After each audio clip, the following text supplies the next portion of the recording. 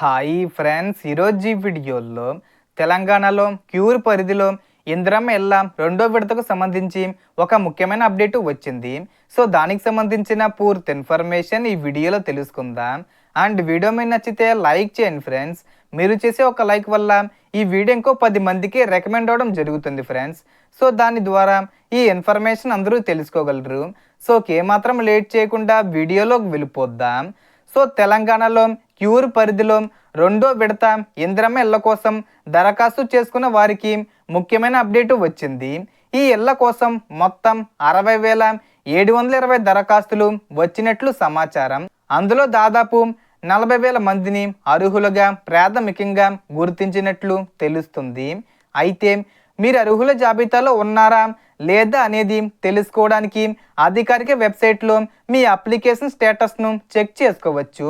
ఇందుకోసం tghp.telangana.gov.in అనే వెబ్సైట్లోకి వెళ్ళి మీ అప్లికేషన్ నెంబరు లేదా మొబైల్ నెంబరు లేదా ఆధార్ నెంబర్ ద్వారా దరఖాస్తు వివరాలను పరిశీలించవచ్చు. ఒకవేళ మీ దరఖాస్తుకు సంబంధించి ఏవైనా అభ్యంతరాలు ఉన్నా లేదా మీకు సంబంధించిన వివరాల్లో ఏదైనా సమస్య కనిపించినా ఆ విషయాన్ని ఇదే వెబ్సైట్ ద్వారా రిపోర్టు చేసే అవకాశం ఉన్నట్లు సమాచారం.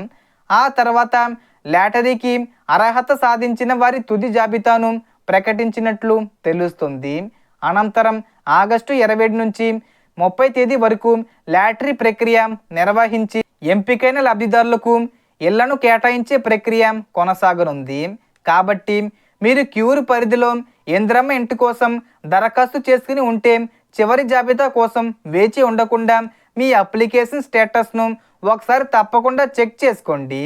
సో ఈ వీడియోలో ఇన్ఫర్మేషన్ ఇది ఫ్రెండ్స్. మీకు ఈ వీడియో నచ్చితే లైక్ చేయండి, షేర్ చేయండి అండ్ సబ్స్క్రైబ్ చేసుకోండి.